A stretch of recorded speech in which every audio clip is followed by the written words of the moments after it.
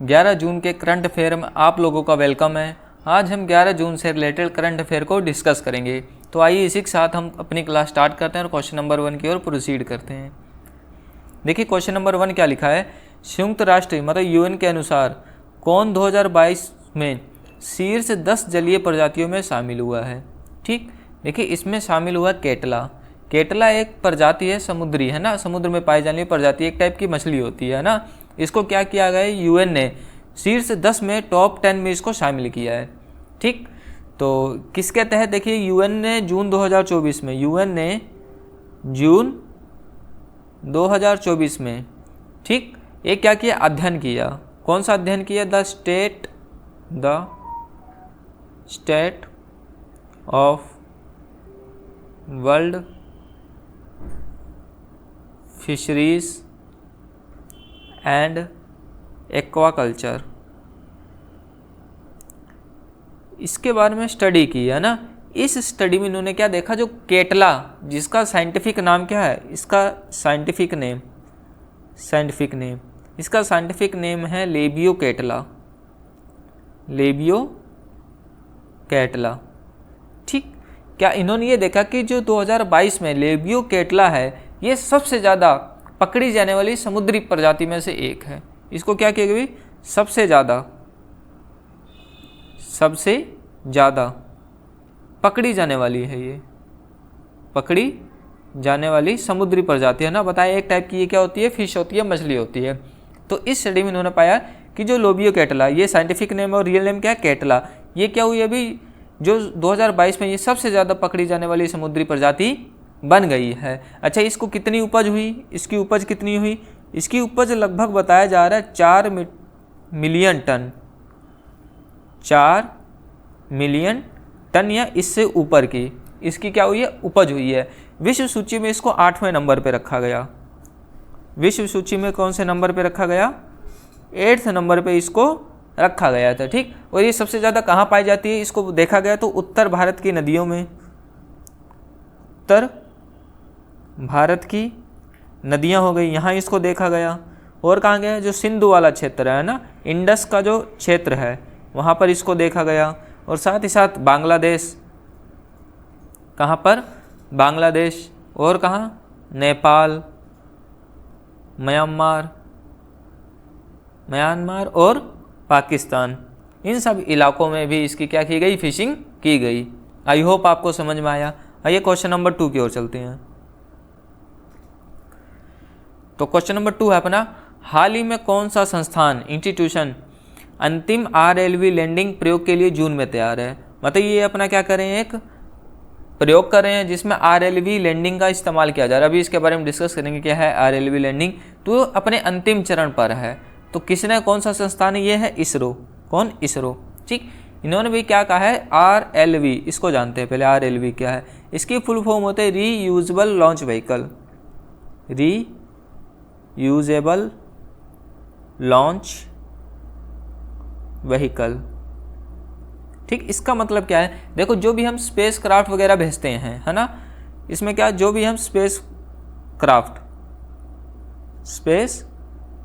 है ना, अंतरिक्ष यान, मतलब जो भी हम भेजते हैं तो उसको क्या करते हैं, हम लॉन्च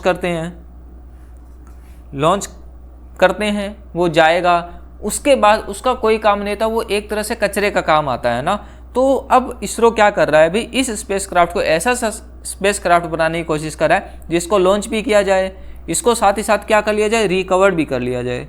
इसको साथ ही साथ क्या करें, रिकवर। ठीक, और साथ ही साथ रिकवर करने के बाद इसको फिर से क्या करें, अगेन यूज़ करें। समझ में आया, मतलब इसको रीयूजेबल बनाए। इसको ऐसा ना हो कि अगर एक बार यूज़ कर लिया तो बाकी अब इसका कोई काम नहीं है, ऐसा नहीं होनी चाहिए। अगर हमने लॉन्च कर दिया, इसको फिर से क्या करें, हम दोबारा यूज़ करने के लिए भी बनाए। तो ये इस प्रयोग में ये अंतिम जून में क्या होगा, ये तैयार होगा। बताया जा रहा है कि जो हाफ जून है, हाफ जून तक इसका क्या होगा, लैंडिंग सफल हो जाएगी, मतलब ये पूरी तरह से सफल हो जाएगा। इसका क्या करेंगे, ये प्रयोग करेंगे। आई होप आपको समझ में आया। आइए क्वेश्चन नंबर 3 की ओर चलते हैं। क्वेश्चन नंबर 3 है, विश्व महासागर दिवस 2024 का विषय क्या था। विषय मतलब थीम क्या थी, है ना। इसकी थीम थी नई गहराई को जागृत करें, नई गहराई को जागृत करें। अच्छा, ये बनाया कब गया था, ये बनाया गया था 8 जून को। कब मनाया गया? 8 जून को। हाल ही में 8 जून को विश्व महासागर दिवस 2024 को क्या किया गया? सेलिब्रेट किया गया, जिसकी थीम क्या थी? नई गहराई को जागृत करना। ठीक, इसका एम क्या है भाई इसका उद्देश्य क्या है? इसका उद्देश्य है जो महासागर हैं इनके महत्व और उनके संरक्षण मतलब कंजर्वेशन के बारे में लोगों को क्या करना? जागरूक करना। क्या है? महासागरों के महत्व मतलब इम्पोर्टेंस और उनके संरक्षण मतलब कंजर्वेशन के बारे में जागरूक करना, के बारे में जागरूक करना, ये इनका क्या है? उद्देश्य है, एम है। समझ में आया? आइए क्वेश्चन नंबर 4 की ओर चलते हैं। क्वेश्चन नंबर 4 है, हाल ही में जलवायु परिवर्तन पर बादलों के प्रभाव का अध्ययन करने के लिए किसने अर्थ केयर सैटेलाइट लॉन्च किया? देखिए हाल ही में एक एजेंसी ने क्या किया अभी? अर्थ केयर सैटेलाइट को लॉन्च किया। क्यों किया है? कि जो बादलों का प्रभाव है ना, जो क्लाउड्स के इफेक्ट हैं, उससे जलवायु परिवर्तन पर क्या प्रभाव पड़ता है, इसको स्टडी करने के लिए एक अर्थ केयर सैटेलाइट लॉन्च किया है। तो किस इंस्टीट्यूशन ने किया है? देखिए ये किया है ESA ने। किसने किया? ESA। ESA की फुल फॉर्म होती है European space agency. European space agency. इन्होंने जस्ट अपना ये मिशन क्या किया है? लॉन्च किया है। ठीक, देखो ESA ने ना कोलैब किया है, मतलब कोलाबोरेशन किया है।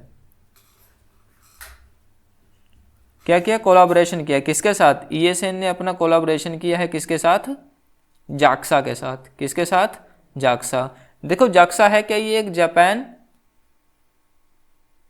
स्पेस एजेंसी है, जापान स्पेस एजेंसी। इसके साथ मिलकर कहाँ से इसको लॉन्च किया? USA से इसको, संयुक्त राज्य अमेरिका से इसको क्या किया गया? लॉन्च किया गया। ठीक, ये स्टडी करेगा फॉर्मेशन ऑफ क्लाउड। स्टडी करेगा किसकी? मतलब ये अध्ययन करेगा किसका? फॉर्मेशन ऑफ क्लाउड्स एंड साथ ही साथ मतलब जो बादल है उसका फॉर्मेशन का मतलब बनता कैसे है बादल, ये करेगा। एंड एरोसोल का घनत्व भी देखेगा।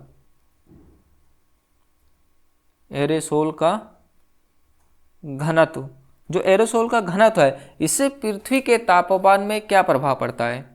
इनसे क्या होगा भी? पृथ्वी के तापमान पर, पृथ्वी के तापमान पर प्रभाव को देखा जाएगा। समझ में आया? ये सैटेलाइट करेगा क्या? ये क्या करेगा भी? स्पेस में जाएगा, वहाँ से क्लाउड के फॉर्म मतलब बादलों के निर्माण और एरोसोल का जो घनत्व है उससे पृथ्वी के तापमान पर क्या प्रभाव पड़ता है, इसका क्या करेगा? अध्ययन। और इसके अध्ययन से क्या पता लगेगा कि क्या ये जलवायु परिवर्तन पे अपनी भूमिका निभाते हैं या नहीं, क्या इससे ग्लोबल वार्मिंग फैलती है या नहीं, तो इसको देखा जाएगा। आइए क्वेश्चन नंबर 5 की ओर चलते हैं। क्वेश्चन नंबर 5 है, हाल ही में कौन भारतीय नौसेना की पहली महिला हेलीकॉप्टर पायलट बनी? देखिए ये हाल ही में बनी है। ठीक, इनका नाम क्या है? देखिए इनका नाम है अनामिका राजीव। क्या है? अनामिका राजीव। ये है क्या? ये इंडियन नेवी में सब लेफ्टिनेंट है, सब लेफ्टिनेंट है। ठीक, पूरा नाम है सब लेफ्टिनेंट AB राजीव, अनामिका राजीव। ठीक, कहाँ से ये हैं? ये हैं INS राजली, INS राजली से है। ठीक, कहाँ पड़ता है ये पड़ता है अरक्कोणम, अरक्कोणम। ठीक, यहाँ से इनको क्या हुआ है भाई? भारतीय नौसेना की पहली महिला पायलट ये बनी है। तो आइए क्वेश्चन नंबर 6 की ओर चलते हैं। क्वेश्चन नंबर 6 है, हाल ही में अंतर्राष्ट्रीय अभिलेखागार दिवस किस दिन मनाया गया? देखो हाल ही में इसको सेलिब्रेट किया गया है, तो पूछा गया ये कब मनाया गया? देखिए ये बनाया गया 9 जून को। कब मनाया गया है? 9 जून को। इसको मनाया क्यों गया? देखो इसको मनाया गया कि जो अभिलेख हैं और अभिलेखागार हैं इनके महत्व के बारे में जनता में जागरूकता बढ़ाना। काम क्या है इसका? जो अभिलेख है, अभिलेखों व अभिलेखागारों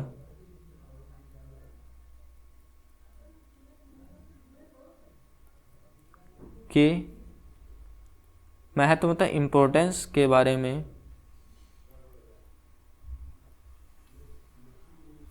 जनता में जागरूकता बढ़ाना।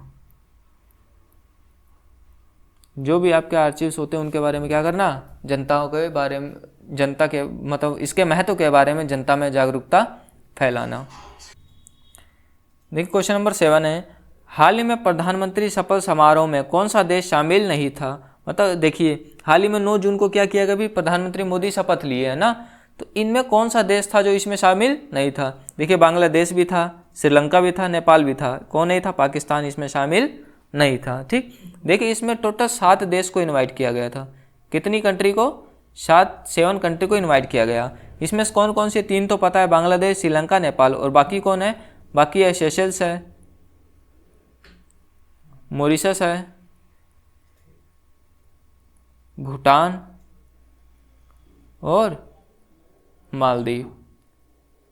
इनके सबके प्रेसिडेंट और प्राइम मिनिस्टर इसमें आए थे। समझ में आया। देखिए प्रधानमंत्री, ये प्रधानमंत्री जवाहरलाल नेहरू के बाद ठीक, जो नरेंद्र मोदी हैं, ये दूसरे ऐसे प्राइम मिनिस्टर है जिन्होंने लगातार 3 बार का चुनाव जीता है, 3 बार प्रधानमंत्री रहे हैं, तो ऐसे दूसरे प्रधानमंत्री हैं, ये ध्यान रखना। आइए क्वेश्चन नंबर 8 की ओर चलते हैं। क्वेश्चन नंबर 8 है, PMAY के तहत कितने नए घर बनाने का फैसला किया गया है। देखिए हाल ही में प्रधानमंत्री, जैसे ही प्रधानमंत्री का कार्यभार संभाला है नरेंद्र मोदी ने, इन्होंने क्या किया है भाई, PMA के तहत कितने घर, मतलब नए घर बनाए जाएंगे, ठीक, ग्रामीण और नागरिक में, ठीक, तो कितने घर बनाने का इन्होंने तय किया, तो इन्होंने कहा 3 करोड़ नए घर बनाए जाएंगे। PMAY की फुल फॉर्म क्या है, देखिए PMAY की फुल फॉर्म है प्रधानमंत्री आवास योजना। ठीक, ये 2 टाइप की होती है, एक तो होती है ग्रामीण, ठीक, एक होती है अर्बन। मतलब ग्रामीण मतलब ग्रामीण में, अर्बन मतलब नगरीय या शहरी। ठीक, इनमें 3 करोड़ घर बनाए जाएंगे। देखिए ये योजना लॉन्च कब की गई थी, ये लॉन्च की गई थी 25 जून 2018 को। 25 जून 2018 को ये योजना की गई थी, लॉन्च की किसके द्वारा, प्राइम मिनिस्टर के द्वारा इसको योजना को क्या किया गया था, लॉन्च किया गया था। तो यहीं पर अपने 11 जून के करंट अफेयर समाप्त होते हैं। अगर आपको ये क्लास अच्छी लगी तो इस क्लास को लाइक करें, शेयर करें और चैनल को सब्सक्राइब करें। ठीक, तब तक के लिए जय हिंद, जय भारत।